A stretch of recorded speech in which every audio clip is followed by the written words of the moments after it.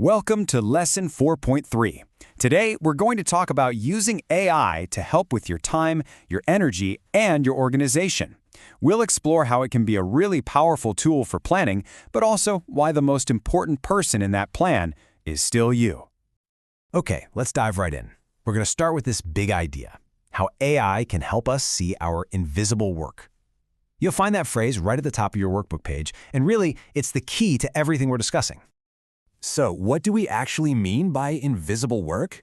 Well, think of it as all the mental heavy lifting you do for school that never shows up on a report card, but it definitely uses up your time and your energy.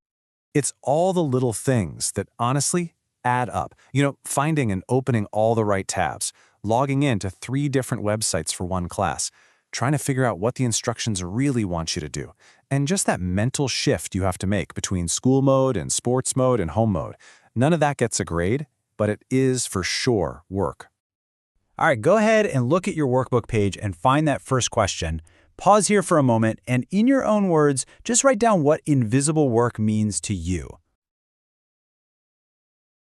So here's where it gets interesting. A tool like AI can be really helpful when you're looking at a project that just feels huge and kind of blurry, like a big research paper or even just a really packed week ahead.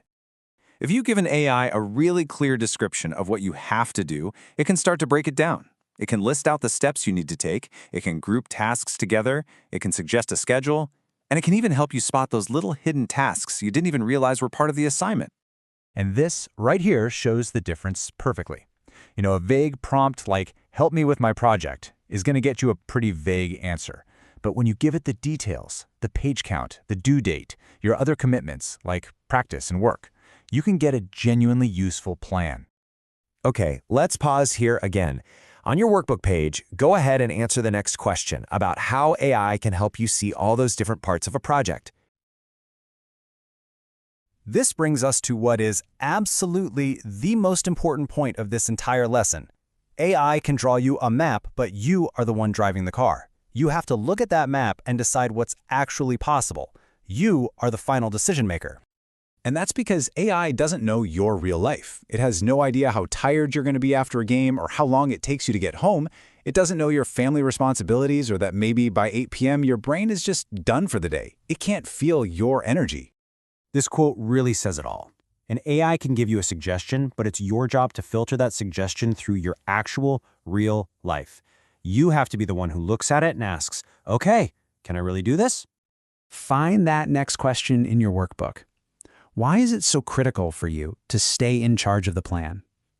Go ahead and pause here and write down your thoughts on that. So this leads to a pretty big trap we can fall into. What happens when we give AI a version of our life that isn't completely honest? Well, you get a fake plan. If you conveniently forget to tell it about your part-time job or you pretend you can study for 4 hours straight every night, the AI will just build a plan around that fake life. And the result? You start to fall behind, you feel like you failed, and your stress levels go up. All because the plan was never based in reality to begin with. All right, back to your workbook page. What can go wrong if you give AI incomplete or dishonest information? Think about those consequences we just talked about. Now, a good plan also matches the task to your energy. A high-energy task, like starting a brand new essay or learning a tough math concept, that takes your full brain power. But a low-energy task, like cleaning out your backpack or just organizing your notes, well, that's something you can probably do when you're feeling more tired. An AI can't feel this for you, but you know your own energy. So on your workbook page, think about your own life. Write down one personal example of a high-energy task for you and one example of a low-energy task. Let's move on to the Apply It section of your workbook. In this part, we're going to manually practice the kind of thinking an AI does. This way, your own brain learns how to create a realistic plan. We're going to do this in 3 simple steps. First, list out a few real tasks. Second, label them by energy level. And third, you'll place them onto your weekly map. All right, let's start with step 1. Think about a real week or a project you have coming up and just list 3 to 5 things you need to get done. Go ahead and pause to write those in your workbook. Now for step 2. Go back to that list and, next to each task, write an H for high energy an M for medium, or an L for low. Be really honest with yourself about how much mental energy each one actually requires. Go ahead and label those. And finally, step 3. Look at the weekly map on your page. I want you to spread out your H, M, and L tasks across the days where they make the most sense. So put those high-energy tasks on days you know you have more focus, and save the low-energy tasks for times when you know you'll be tired. Pause here and fill in your map. Great. Now let's connect this whole exercise back to using AI. Take a look at the reflection question at the very bottom of your page. The question asks, if you were to ask an AI to plan that week you just mapped out, what information would you need to be totally honest about to get a realistic plan back from it? Before you answer, really think about it. What are the things in your week that you just can't change? What about those details, like your energy levels or how long things actually take you? Remember, the plan an AI makes is only as real as the information you give it. Okay, take a moment to finish up your reflection. List at least 2 or 3 things you'd have to be honest with an AI about. For example, maybe you need to be honest about your real work schedule, or the fact that reading one chapter takes you an hour, not 20 minutes. Go ahead and pause here to fill that in.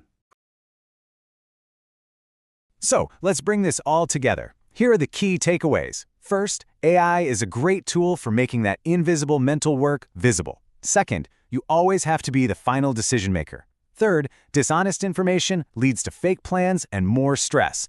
And finally, a great plan matches your tasks to your real energy levels.